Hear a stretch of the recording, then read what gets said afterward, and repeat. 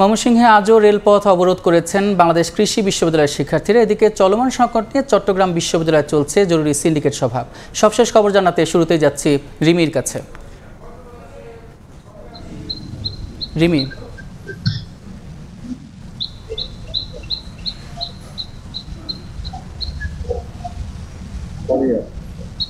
বিশ্ববিদ্যালয়ের যে 560তম জরুরি সিন্ডিকেট সভা সেটি বিকেল 3টায় শুরু হয়েছিল এবং সেটি এখনো চলমান রয়েছে।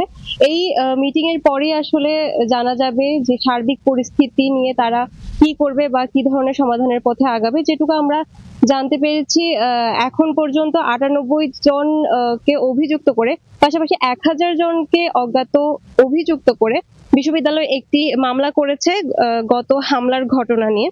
এবং এই যে মামলার বিষয়টি সেটি হচ্ছে হাটহাজারী থানার যিনি ওসি তিনিও নিশ্চিত করেছেন যে মামলা হয়ে গিয়েছে।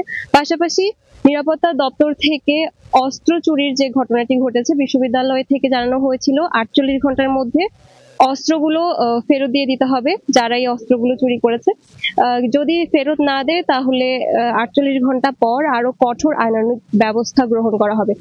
এবং যতটুকু আমরা জানতে পেরেছি, অস্ত্র ফেরত দেওয়া ইতোমধ্যে শুরু হয়েছে, যার ফলে বিশ্ববিদ্যালয় যে সাধারণ ডায়েরিটি করেছিল সেটি তারা তুলে নিয়েছে। আজকে বিশ্ববিদ্যালয়ে পরীক্ষা স্থগিতের কথা থাকলেও পরবর্তীতে অবশ্য জানানো হয় যদি 100% উপস্থিতি নিশ্চিত করতে পারে কোনো একটি বিভাগ, তাহলে সেক্ষেত্রে পরীক্ষা বিভাগ নিতে পারবে। কিন্তু দেখা যাচ্ছে বিশ্ববিদ্যালয়ে আজকেও আসলে ক্লাস হচ্ছে না, যার ফলে আজকেও বিশ্ববিদ্যালয়ে খুব একটা শিক্ষার্থীদের আনাগোনা দেখা যাচ্ছে না। এবং 144 ধারা জারি রয়েছে। আমরা দেখতে পাচ্ছি যে বিশ্ববিদ্যালয়ে কিছুক্ষণ পরে পরেই আইন শৃঙ্খলা বাহিনী টহল দিচ্ছে।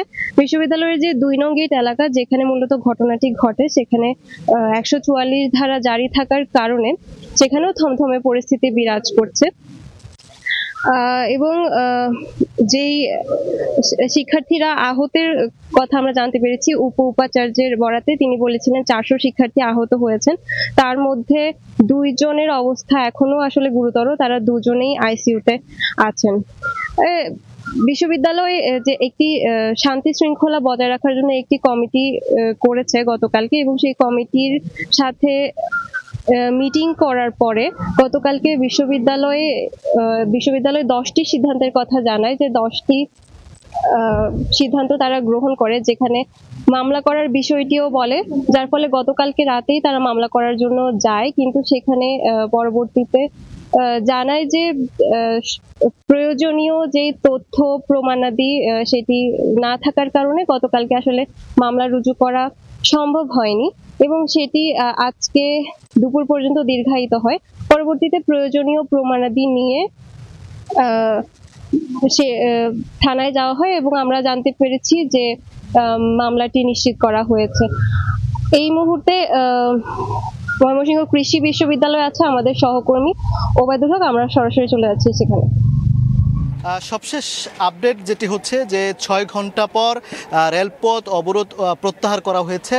শিক্ষার্থীদের আলোচনায় বসার জন্য, একটি নিঃশর্ত আলোচনায় বসার জন্য যে বিশ্ববিদ্যালয়ের প্রশাসনের পক্ষ থেকে জানানো হয়েছে, এবং শিক্ষার্থীরা সেই আলোচনায় বসার জন্য মূলত আজকে এখান থেকে আসলে সরে গিয়েছেন। এই কিছুক্ষণ আগে অর্থাৎ 5:30টায় তারা এই রেলপথ অবরোধ যে করা হয়েছিল সেই রেলপথ অবরোধটি প্রত্যাহার করা হয়েছে।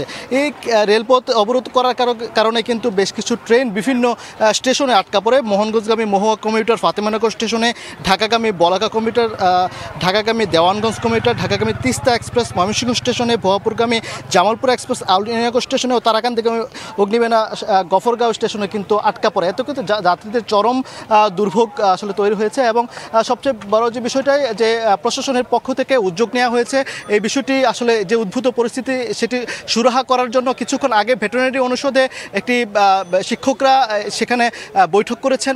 এরপর একটা সংবাদ সম্মেলন হওয়ার কথা ছিল, যদিও সেই সংবাদ সম্মেলনটি ভিসির নির্দেশে সেই সংবাদ সম্মেলনটি স্থগিত করা হয়েছে। সব মিলিয়ে এখন বলা চলে যে বিশ্ববিদ্যালয় প্রশাসন তাদের শিক্ষার্থীদের যে 6 দফা দাবি, সেই 6 দফা দাবির বিষয়ে সুরাহা করার জন্য আসলে তাদেরকে আলোচনায় ডেকেছেন, এবং শিক্ষার্থীরাও কিন্তু তাদের সেই যে উদ্যোগকে স্বাগত জানিয়ে তারা আলোচনায় বসেছেন। তবে তারা বলছেন আলোচনা যদি তাদের দাবির বিষয়ে ফলপ্রসূ আলোচনা যদি সেই আলোচনা যদি ফলপ্রসূ না হয় তাহলে কিন্তু আবারও তারা এই রেলপথ অবরোধ করবেন, অর্থাৎ যে কর্মসূচি তারা দিয়েছেন সেই কর্মসূচি অব্যাহত রাখবেন। তাই তারা চাচ্ছেন যে আলোচনা যেন ফলপ্রসূ হয়। তো এই ছিল বাংলাদেশ কৃষি বিশ্ববিদ্যালয় থেকে আমার কাছে থাকা সবশেষ খবরাখবর। সহকর্মীরা বাংলাদেশ কৃষি বিশ্ববিদ্যালয় এবং চট্টগ্রাম বিশ্ববিদ্যালয় থেকে যুক্ত হয়ে সেখানকার সবশেষ খবর জানাচ্ছিলেন।